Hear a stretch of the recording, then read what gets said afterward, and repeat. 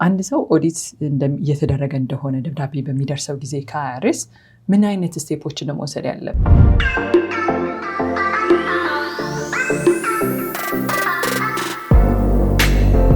ባለማሰራታቸው ምክንያት ኦልሞስት $10,000 አካባቢ ነው የሚያጡት። ምክንያቱም በልጆች የሚገኘው earned income tax credit አለ፣ child tax credit አለ።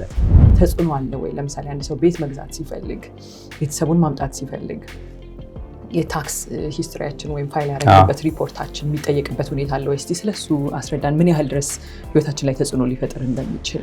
የአሜሪካ ታክስ ሲስተም ወርልድ ዋይድ ኢንካም ላይ ነው ታክስ የሚያስከፍልሽ፣ አሜሪካ ውስጥ ብቻ አይደለም። ለኛል ዘንድሮ የአድሚኒስትሬሽን ለውጥ ብዙ ነገር እንዲለወጥ አድርጓል። ቢያንስ ግን በታክስ በኩል እንዴት ነው ፖዚቲቭ ነገር እንጠብቅ? ሪፈንዳችን ከፍ ይላል። ከ3 ዓመት በኋላ ቀለጠ ማለት ነው። ከፋይ ከሆነ ግን ወደ ኋላ ብዙ ዓመት ልንከፍል እንችላለን። ወይ ችግር ይፈጥርብኛል ብሎ በማሰብ ወይም ደግሞ በቃ እንዲሁ ከመደራረቡ ለምዶት ሳያሰራ የቆየ ተመልካች ቢኖር ከየት መጀመር አለበት? ምን ማድረግ አለበት? 1600 የሚመለስልን ነበር። አሁን ትራምፕ ወደ 2200 አድርጎታል።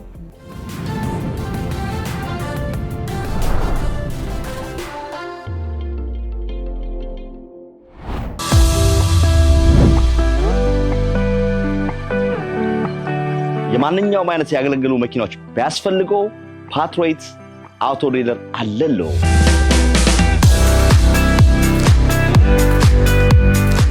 ኦክሽን ቦታ ወስዶ መኪና እንዲያገዛው ከፈለጉ፣ መኪናው ሰርቪስ ቢያስፈልገው፣ እንዲሁም ሽያጭና የተመሳሳይ ጥያቄዎች ካሉት ሚኪ ብለው በስልክ ቁጥር ይደውሉ።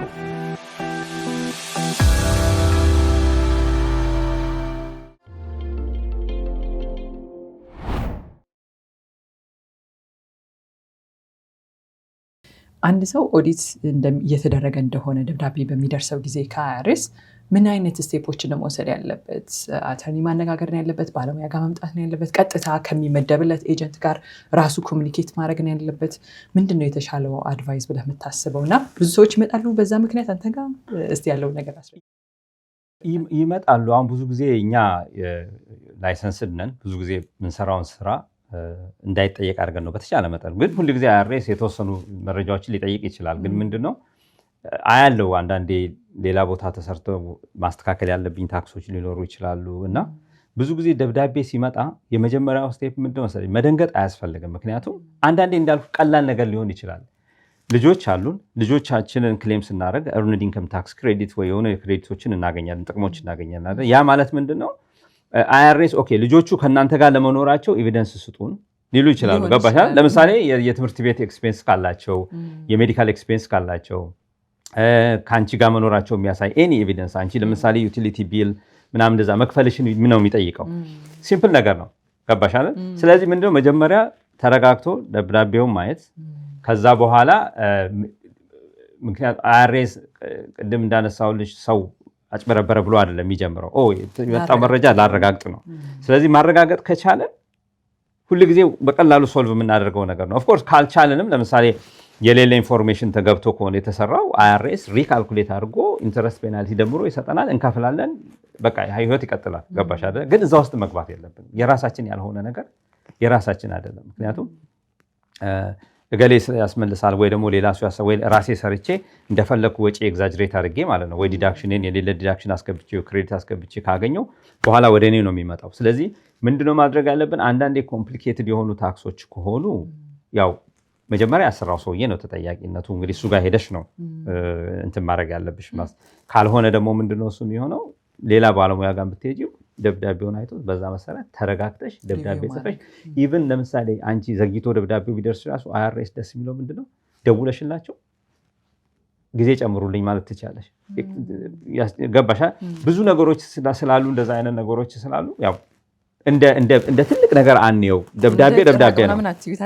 አይአርኤስ አሪፎች ናቸው አንዳንዱ ነገር ላይ። ምክንያቱም ካሁን በፊት የሆነ ልጅ ኦዲት ተደርጎ የዛሬ ስንት ዓመት ማለት እንትን አደረኩለትና ሌላ ቦታ ነው ሌላ ስቴት ነው ያሰራውና ከዛ ኦፊስ መጣን አየሁት። ከዛ ይመጣሉ ማለት ፓወር ኦፍ አተርኒ ስለሰጠኝ ከዛ በኋላ ይመጣ አይአርኤሶች እኔ ጋር ነው የሚመጡት ማለት ነው።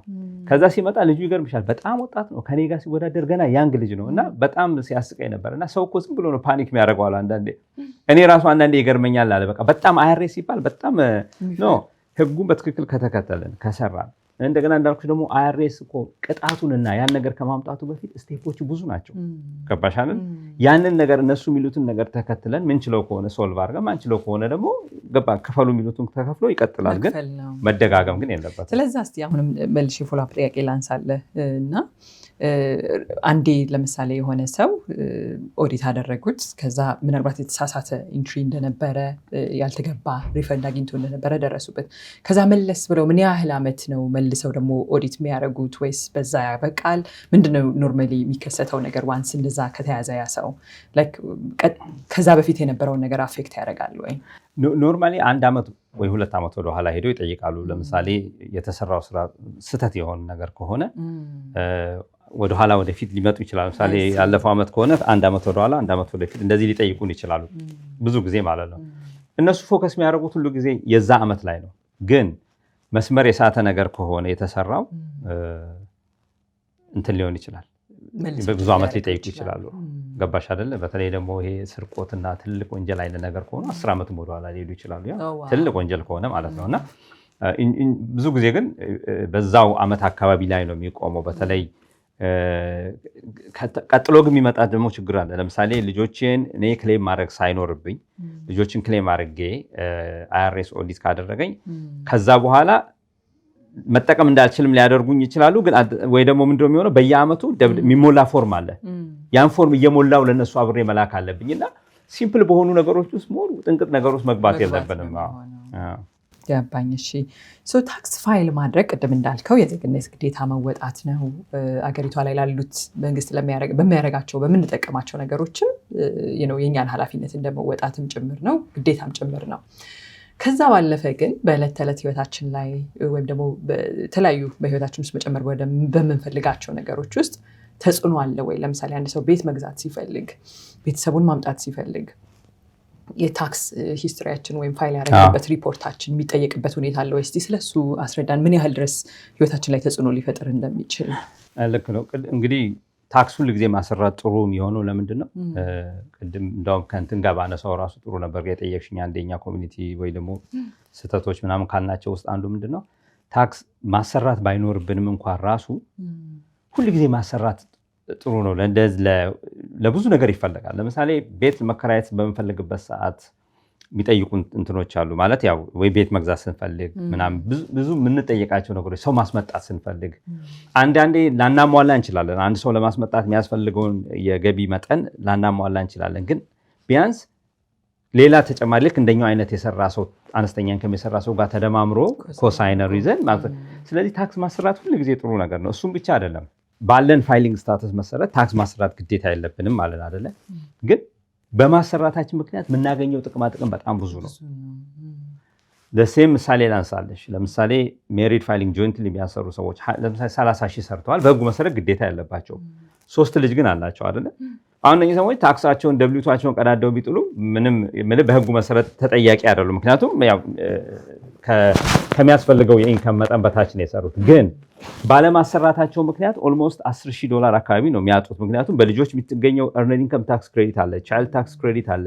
ብዙ ነገር ሉዝ ሊያደርጉ ይችላሉ። ኢቨን ሲንግል የሆነ ሰው 15,150 አካባቢ እና ከዛ በታች ከሰራ ታክስ ግዴታ ያለበትም ቢባልም በማሰራቱ እኮ ምንም እንኳን ታክስ ባያስቆርጥ ራሱ ወደ አፕቱ ነው እንግዲህ እስከ $649 ተጨማሪ ሪፈንድ ያገኛል።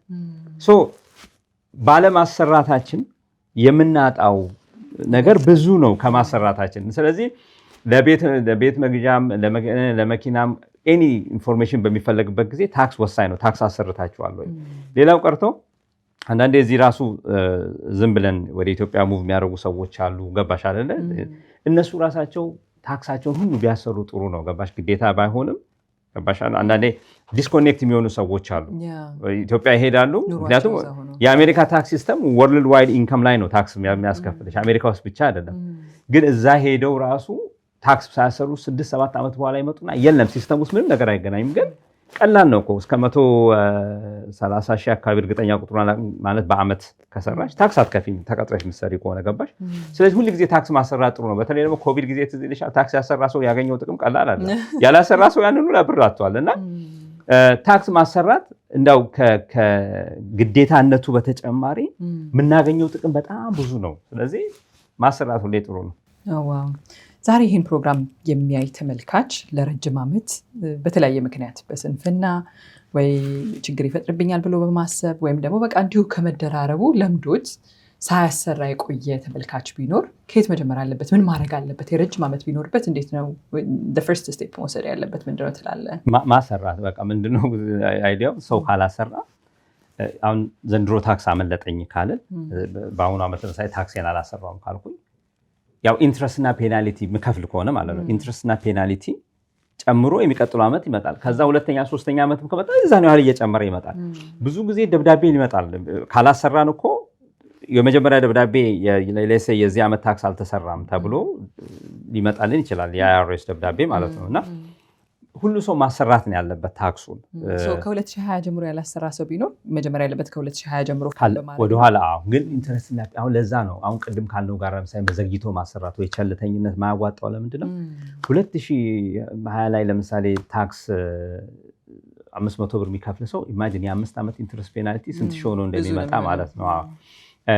ብዙ ጊዜ 3 ዓመት ካለፈ ሴልፍ ኢምፕሎይድ ካልሆነ በስተቀር ላይመጣ ይችላል። ምክንያቱም አይአርኤስ ሁሉ ጊዜ ሁሉ ነገር ተከታትሎ ያመጣል ማለት አይደለም። ያ ማለት ግን ያው ባገኘነው ቀዳዳ አማራጮቹን ያልሆኑ አማራጮችን መምረጥ አለብን ማለት ሳይሆን ማሰራት ካለብን ወደ ኋላ ሄደን ማሰራት እንችላለን። ቢያንስ past 3 years አትሊስት እንደሱም ቢያንስ ከዛ በላይም ከሆነ ሁለተኛው ደግሞ ምንድነው ሪፈንድ እኮ ካለን እኮ ከ3 ዓመት በኋላ ሪፈንድ አናገኝም፣ ኤክስፓየር ያደርጋል።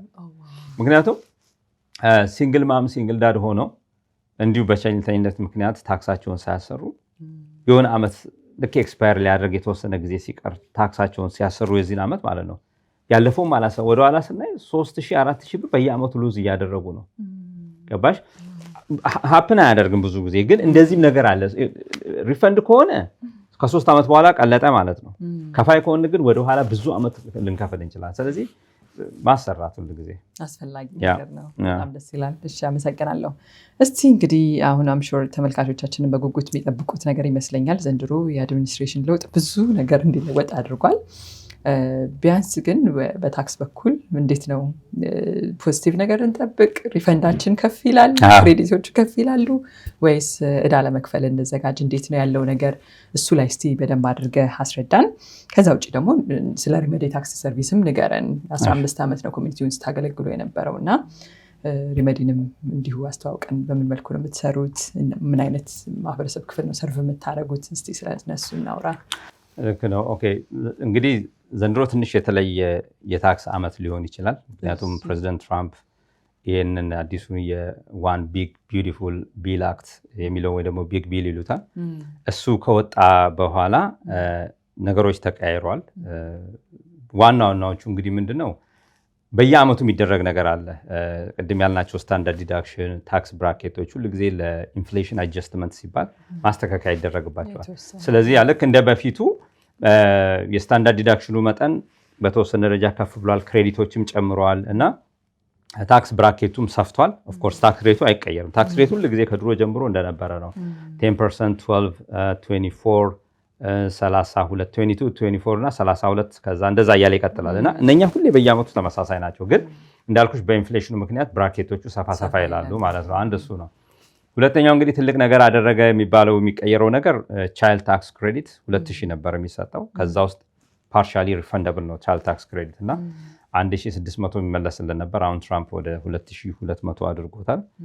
የሚመለሰውም 1700 ማለት እዳችንን ይዞልን ሄዶ ካልሆነ እንዳለ አይመለስም። ሌላው እንደዛ የሚመለስ ነገር አለ እና ሁለቱ ትልቅ ነገሮች እነሱ ናቸው እና ሶስተኛ እንግዲህ የምንለው ያኔ በካምፔን ጊዜ ፕሮሚስ ያደረጉ ነገር ነበር ኦቨርታይም እና የቲፕ የሚያገኙ ሰዎች እና የእነሱንም አሁን እንትን ብሎታል። ምንድነው እሱ እስከ ኦቨርታይም 12500 ድረስ ሲንግል የሆነ ሰው ኤክስክሉድ ማድረግ ይችላል። ኦኬ ሜሪዲዮን ደግሞ እስከ 25000 ማለት ነው እና የቲፕ ኢንከምም እንደዛ። ኦፍኮርስ ይህንን ሄልፕ ለማድረግ የፈለጉት ኢንከማቸው ሲንግል የሆኑ ሰዎች ከ150,000 በታች፣ ሜሪድ የሆኑ ሰዎች 300,000 ሊሚቴሽን አለው። ለሁሉም ሰው አይደለም እና አሁን እንግዲህ ይህንን የተለያዩ የቅድም ጀምሮ ምላቸው ህግጋቶች ጀስት በቀላሉ ለሰው ለማሳየት ነው እንጂ ኤክሰፕሽኖቹ ውስጥና ምናምኖቹ ከገባን ሞር ትንሽ ኮምፕሊኬትድ ሊሆን ይችላሉ። ግን ሰው ኢንጀነራል ማወቅ ያለበት እሱ ነው እና የኦቨርታይም እና ቲፕ ኢንከም ላይ የሚሰሩ ሰዎች በጣም ጥሩ ሪሊፍ ነው ያገኙት። ሶስተኛውና ትልቁ እንግዲህ ለሁሉም ሰው ሎው ኢንከም፣ ሃይ ኢንከም እና ሚድል ኢንከም ሰዎችም ሞር ሊጠቅም ይችላል ብዬ ማስበው ምንድነው አንዱ ትልቁ ነገር የዚህ የሳልት ታክስ የሚባል አለ፣ ስቴት ኤንድ ሎካል ታክስ። እሱ ምን አድርጎታል? ድሮ የመጀመሪያ ጊዜ የመጣ ጊዜ ፕሬዚዳንት ትራምፕ የመጣ ጊዜ ማለት ነው እንትን አድርጎታል።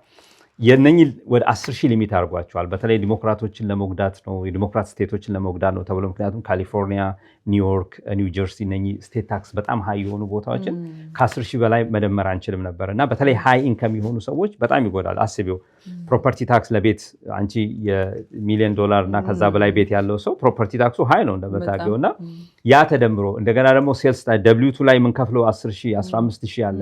ብዙ ሰዎች 30,000 ምናምን ይደርሳል። አንዳንዴ እነኚህ ብቻ ተደማምረው 20,000 ይደርሳል።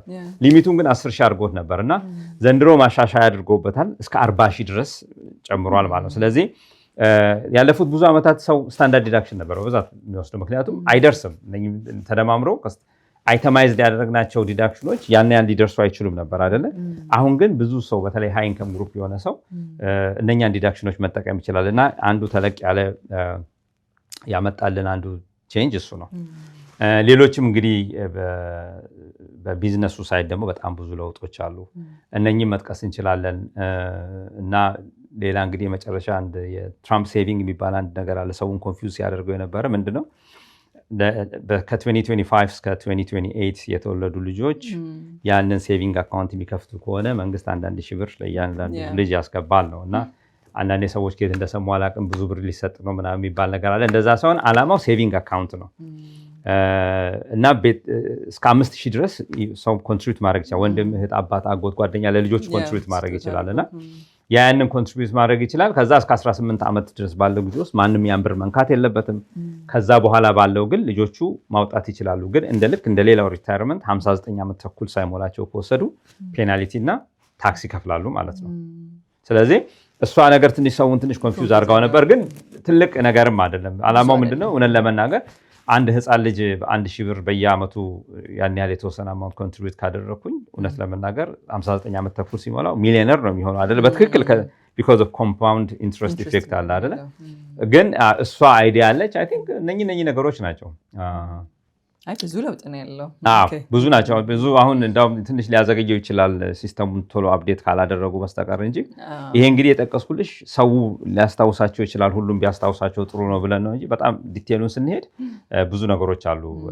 ሪታየርመንት ላይ ብዙ ነገር አለ፣ የተቀየረ ነገሮች እንደዛ አይነት ነገሮች አሉና ወደ ሁለተኛው ጥያቄ ወደ ኦፊሳችን ስንመጣ እንግዲህ ብዙ አመት ነው የሰራ ነው። ብዙ ሰው አማራጭ አሉ። ማንም ታክስ አዘጋጅ ጋር ሄዶ ታክስ ማሰራት ይችላል። እኛ ግን ከብዙ ዓመታት በፊት ጀምሮ ማለት ነው በአይአርኤስ የሚሰጠውን ትልቁን የሙያ ብቃት መለኪያ የሆነውን ኢንሮል ኤጀንት ስታተስ አለን። ስለዚህ ሰዎች ከአይአርኤስ ጋር በተያያዘ ኤኒ ኢሹ ቢመጣ አለን፣ እነሱን ወክለን እነሱን ዲፌንድ ማድረግ እንችላለን። ከዛ ሌላ ደግሞ እንግዲህ ብዙ ዓመት ኤክስፒሪየንስ ያለን ነው፣ 20 ዓመት በላይ ኤክስፒሪየንስ በዚህ ነገር ላይ ያለን እና ኦፊሳችን አመቱ ሙሉ ክፍት ነው። እኛ ታክስ ወቅት ላይ ብቻ ተከፍተን አይደለም የምንዘጋው።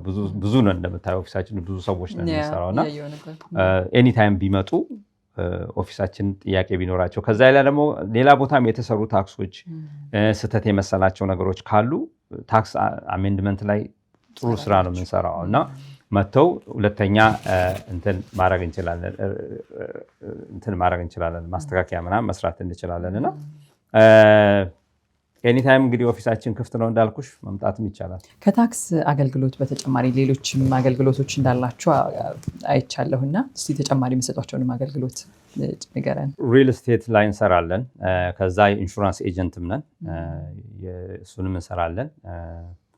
በተቻለ መጠን ለምሳሌ ቢዝነስ ኮንሰልቴሽን እንሰራለን። ሰዎች ኤልኤልሲ ማቋቋም ቢፈልጉ እንደዛ አይነት ነገሮችን ከቢዝነስ ከታክስ አንጻር የትኛው ቢዝነስ ያዋጣቸዋል የሚለውን እንሰራለን።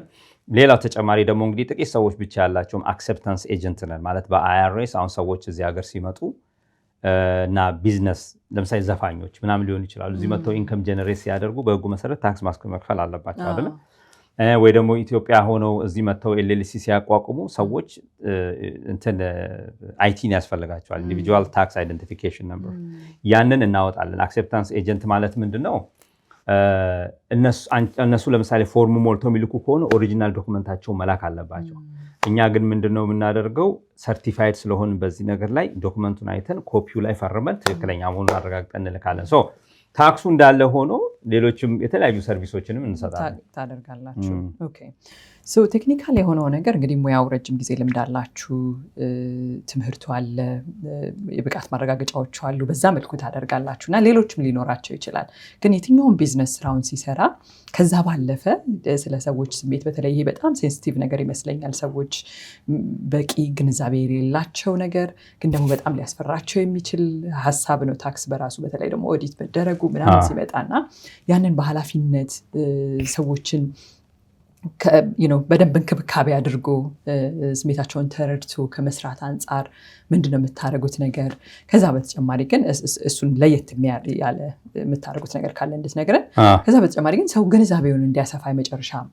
ምን ማድረግ አለበት ስለዚህ በጣም ህይወታችን ላይ ትልቅ ተጽዕኖ የሚፈጥር ነገር ነውና ምን ማድረግ አለብን የሚለውን ነገር ጨምረህ ንገረን ኦኬ እንግዲህ ሁሉም አማራጭ አለው የተለያየ ታክስ አዘጋጅ ጋር አሁን ለብዙ ሰው የምነግረው ምንድነው ጊዜ ወስደው አዳምጠው ነው ታክሱ መጀመር ያለበት እንዳልኩሽ ሶፍትዌሩ ብዙ ነገር ይሰራል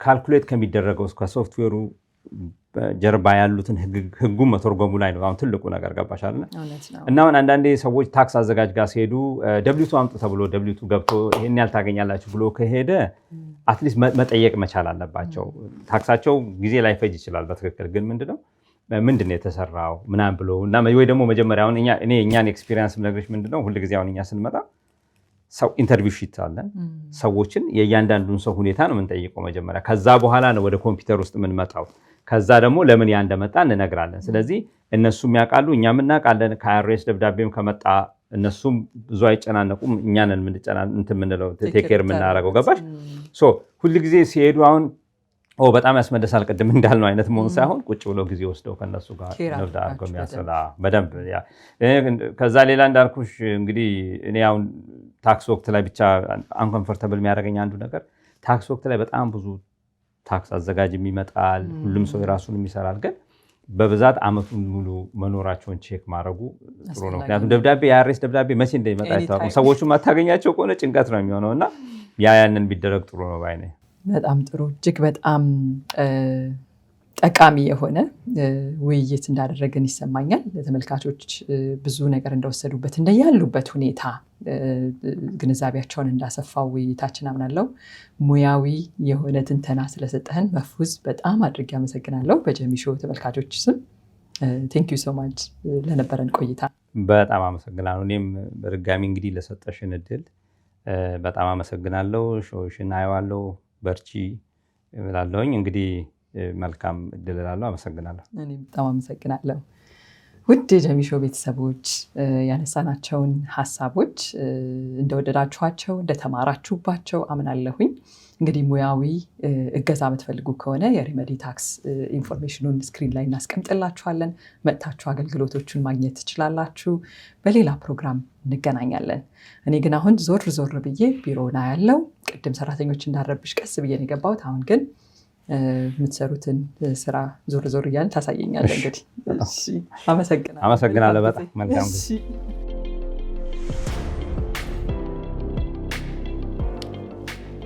ይሄ እንግዲህ ከታክስ ማዘጋጀት ጀምሮ ኦርጋናይዜሽኑን ሁሉ ነገር እንሰራበት ክፍላችን ነው ዲና ትባላለች ሰላም ዲና እንዴት ነሽ ደህና እሺ እናመሰግናለን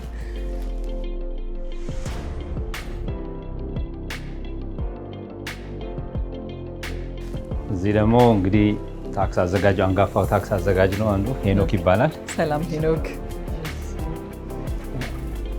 ኦኬ ደስ ይላል በጣም ቆንጆ ኦፊሶች ናቸው ብዙ ሰው ነው ያለው እዚህ ደግሞ ዳንኤል ይባላል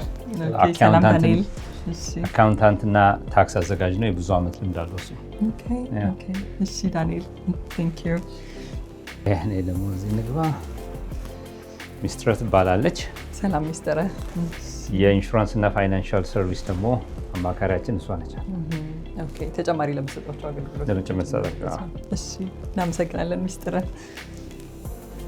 ኦፊሳችን ነው። እሱ ደግሞ ደረጀ ይባላል። ሰላም ደረጀ። የብዙ ዓመት ኤክስፒሪየንስ ያለው አንጋፋው ታክስ አዘጋጃችን ነው እሱ። በጣም ደስ ይላል። እሺ፣ እናመሰግናለን። ደስ ይላል። በጣም አመሰግናለሁ። ቅድም ስገቢ እንግዲህ ንግስትን ተዋውቀሻታል። አግኝቻታለሁ። ሰርቪሳችን ያው እንግዲህ ሁሉን አይነት ነገር ነው የምንሰራው። ታክስ እንሰራለን፣ ኢንሹራንስ ሰርቪስ አለ፣ ሪል ስቴት፣ ሁሉንም ቢዝነስ ኮንሰልቴሽን፣ ሁሉ ነገር እንሰራለን እና እንዲህ አይነት ከስተመር ሰርቪስም አለን። እንግዲህ ኤኒታይም መጥተው እኛ ጋር ታክሶትን የሚያሰሩ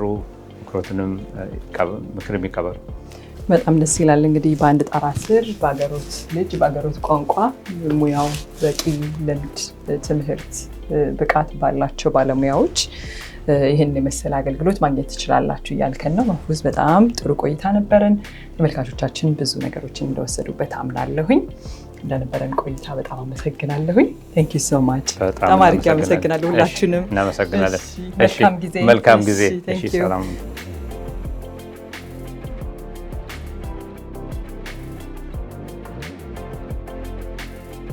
እሺ ተመልካቾች፣ ከማህፉዝ ኢንሹራንስ ኤጀንሲ እንዲሁም ከሪመሪ ታክስ ሰርቪስ ጋር የነበረኝ ቆይታ ይህንን ይመስላል። ብዙ ነገሮች እንደተማራችሁበት አምናለሁኝ። ከዚህም አልፎ ግን ጥያቄ፣ አስተያየት ሊኖራችሁ እንደሚችል አምናለሁ። ኮመንት ባክስ ላይ አስቀምጡልን። ለወዳጅ ዘመዶቻችሁ ቪዲዮቻችን እንዲደርስ ሼር፣ ላይክ በማድረግ እንድታበረታቱን በትህትና ጠይቃለሁኝ። በጣም አመሰግናለሁ።